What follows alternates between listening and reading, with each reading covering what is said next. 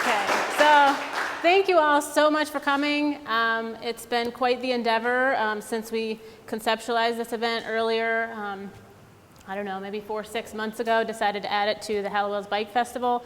It's been a lot of people working hard, a lot of really great contributions from our speakers. Thank you so much to them. And I'm just so excited to have this event and to have so many awesome people involved and you guys here today. So I'm going to talk briefly, I'm shooting for 15 minutes, we'll see how I do, about who rides bikes. So it's kind of the afternoon, we might be kind of getting a little sleepy, especially with this nice rainfall in the background. So I want to do a little interactive thing. I have some questions similar to what Jenny did, just trying to rip me off. No, a couple questions, just raise your hand if this applies to you. So who's ridden a bike before? Is that everybody pretty much? Sweet, okay, great. Who rode a bike this week? Great, great. Who rides mountain bikes? Quite a few. And take a look around. I didn't mention that, but just keep an eye on who's raising their hands to these questions. Who rides to work? I have a couple of you already. Awesome. Who knows someone who rides to work? Family member, friend, colleague. Awesome, so a lot of you. Who's participated in a bike race?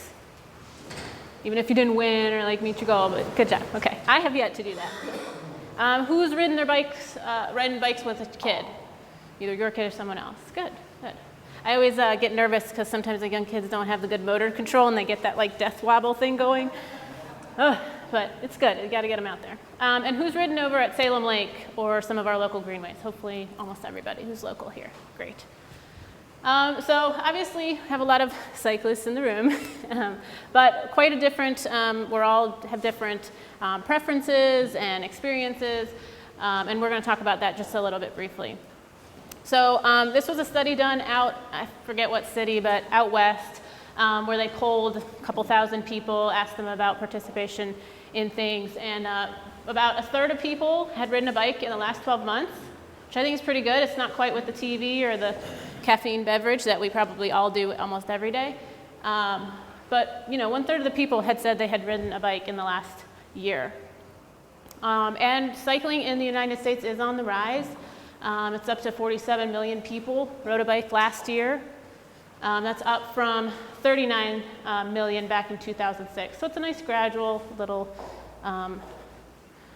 growth there. It's a mix of recreational and transportation reasons. This breaks it out by adults and kids. It's kind of an interesting to look at. I mean, kids are going to ride a little more for recreation than necessarily transportation to and from locations. But you can see quite a mix between just for recreational exercise, fitness, racing, social gatherings versus someone who's riding pretty much solely for transportation. And then there's pretty decent segment that do both. And then this was just interesting, of the bikes sold, this was from 2017, this is just new bikes sold, kind of broken out by different types. So you can see there's a lot of different types of bikes out there, and I think it's interesting that 1/4 of the sales were in the mountain bike category. So it's obviously very popular, or just a nice middle ground bike that people want to buy. But going into more of the demographics of the people, seniors are actually driving the major growth of bicycling in the US.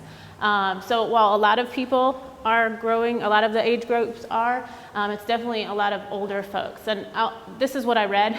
I was kind of young in the 90s, but at that time I'm told that, you know, being 55-year-olds, it was not super common to see those folks out riding. And someone over the age of 75, it was kind of unheard of. But I know people in those age brackets that ride regularly now. And so the rates among 60 to 79-year-olds are soaring. The new trips by older adults accounted for 22% of the US growth in adult cycling last year.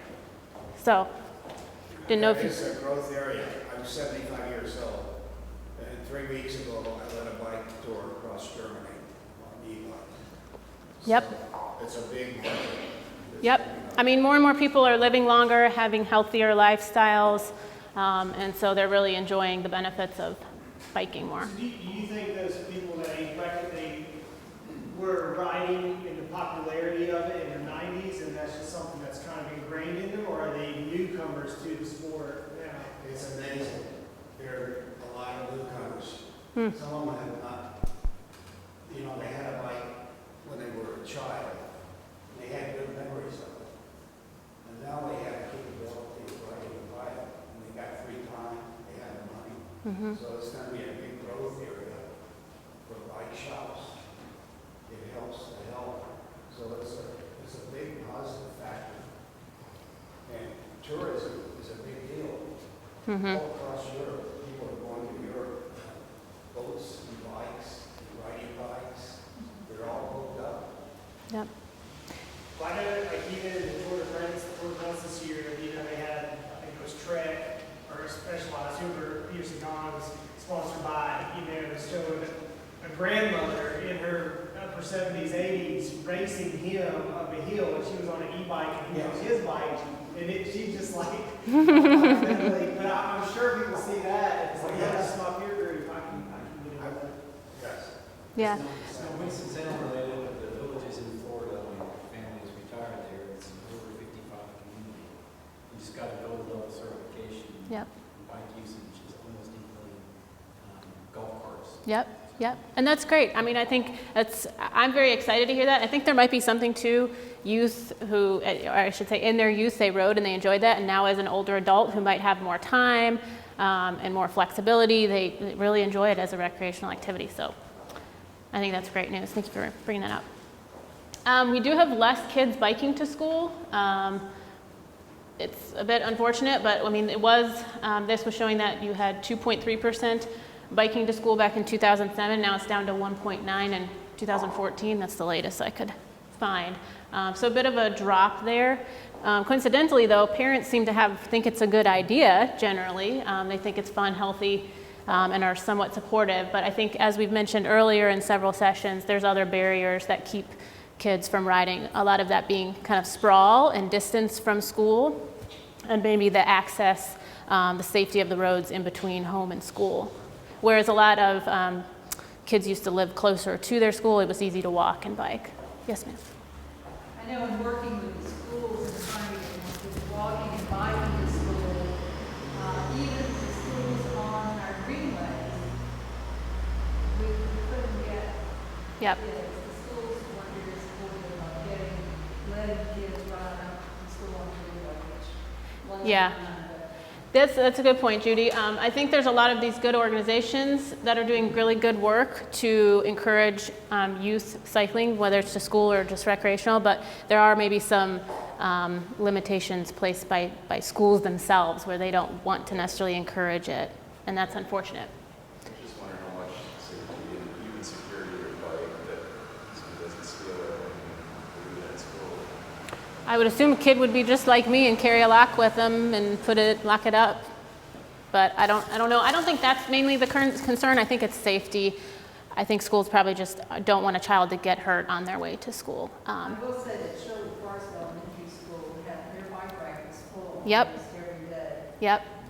So you definitely have certain schools that are adopting it and encouraging it and making it more viable. But organizations like Safe Routes to School, which Matthew mentioned earlier, NICA, they're working to really kind of make cycling a sport just like basketball, baseball, swimming even, just part of your school experience.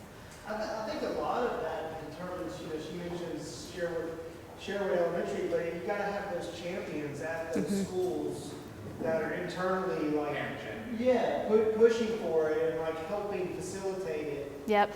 Because I think, if you've got schools that don't encourage it, it's probably because they're not familiar with it. It's easier to not encourage it, and it's that fear of the unknown. Oh, that must be dangerous. Right. Well, it sure requires a lot of parents' rides. Right. Yeah. That is nice.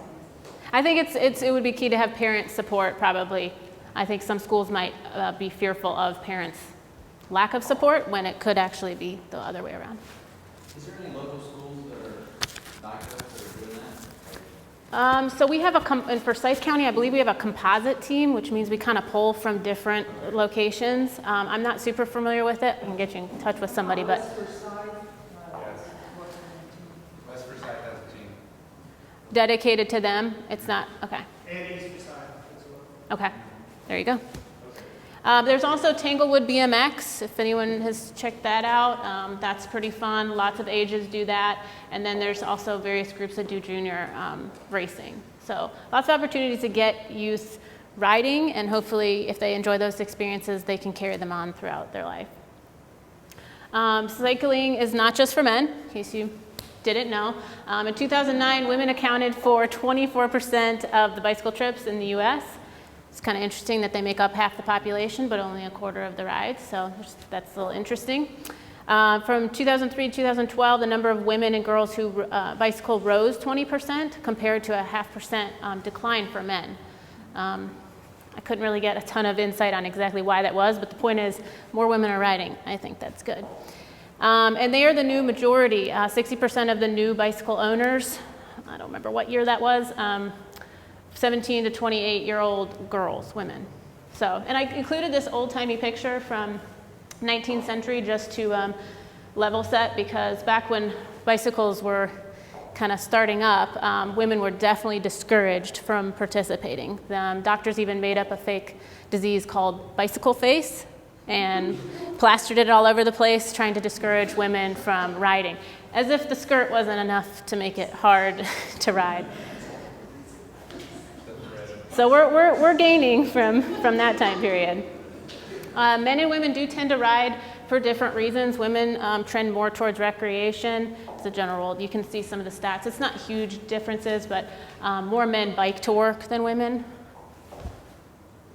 And then infrastructure matters, because I've heard it said several times that women are the indicator species. So when women are riding and accepting of the environment, that's an indication that a lot of people of other vulnerable users or ages would be able to be involved. And so this was an anecdote from an article I read that said in New York, on the busy traffic clogged streets, you're going to see a lot more men riding. But if you go in the same city to one of the multi-use paths, you see, almost parity. They're about half and half. So women might be a little more particular about where they ride. But there are more women in racing. Won't speak too much to this, but again, a lot of women were discouraged from certain things. A lot of people thought women couldn't perform. Rebecca Rush here on the right is one of my sheroes. She's amazing, and I'll talk about her later if you want to over a beer. But cycling is more and more racially diverse. So from 2001 to 2009, the fastest growth rate was within Hispanic, African American, Asian populations. And those races totaled almost a quarter of the U.S. bike trips. And then 86% of people of color indicated a positive view of bicycling. I don't know if that should be bicycling. People of color for that study referred to African Americans, Hispanic, Asian, Native American, mixed race people. So you can just see the growth. 2001 is blue, 2009 is in red, the different races here. So there is actually more growth within those other races. Whites are still the majority of riders, but there's been a lot of growth. And I think a lot of that is due to more and more encouragement to different groups that have not always been involved. So Black Girls Who Bike is a really great organization. Yeah! This is taken up in DC earlier this year at their national event. We actually have a chapter here, a very thriving chapter of amazing women doing really great things, just getting people, and what I like about this group is it's not just, you're Black, you should ride with us. You're just great people, and it's very accommodating to beginners. There's the slow roll movement in Detroit and Chicago and other areas. This brings people out from just within their communities to ride at a slow pace. We're not trying to go fast. You're just kind of building community and building awareness. The Ovarian Psychos, this is a Latina group, again out west. I can't remember if they were in LA or something like that, but they're kind of another group that's kind of challenging some of the norms and helping people see that a wide spectrum of people are riding. Major Taylor Project, that's a very impactful project, initiative that gets all kinds of youth who are normally maybe not participating in cycling involved. Higher income folks tend to ride more for leisure compared to people in poverty, which take 50% more bike trips, and they rely on that bike for their transportation. They're not just doing it for commuting because they want to. It's their main transportation. Bike commuting is up across a lot of different groups, 51% growth nationwide from 2000 to 2016. We're at almost 1 million bike commuters. This shows some of the locations and their mode or their commutership. So Portland's got 6%, San Francisco 3.5, Tampa 1.9. We don't even show up on there. We're probably 0.5% maybe.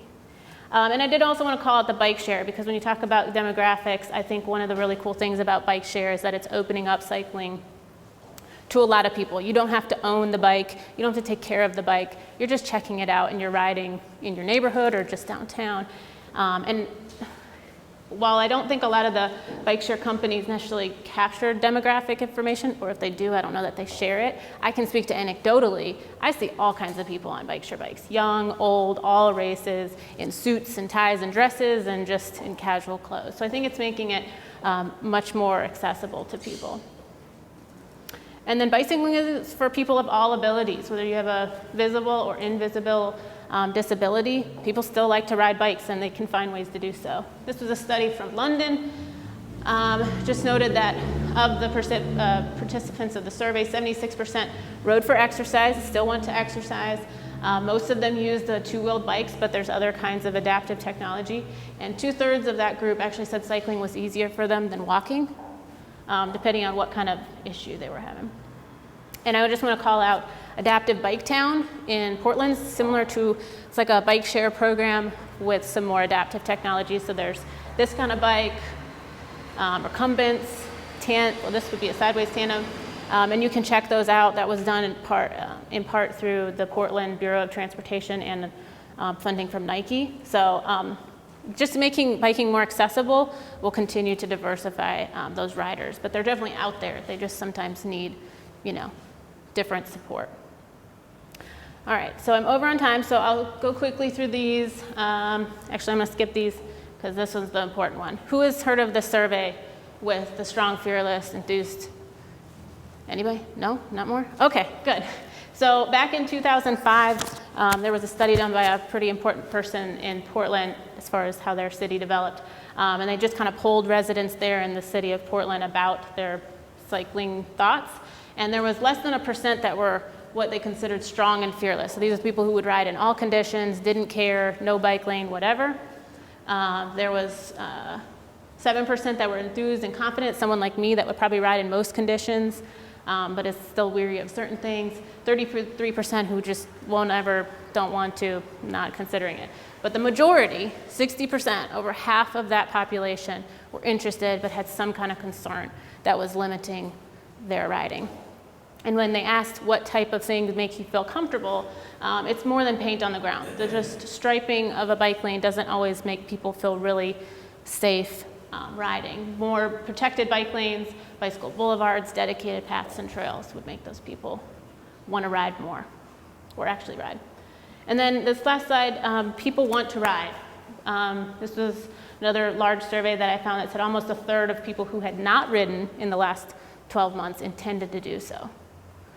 So I'll just say that, the cycling is very diverse. We have all kinds of people riding for all kinds of reasons in different formats, and more people want to do it. So we just need to find the barriers that are holding them back, and break them down, give them whatever they need, and that's where I think equity is a major topic of consideration. That's it.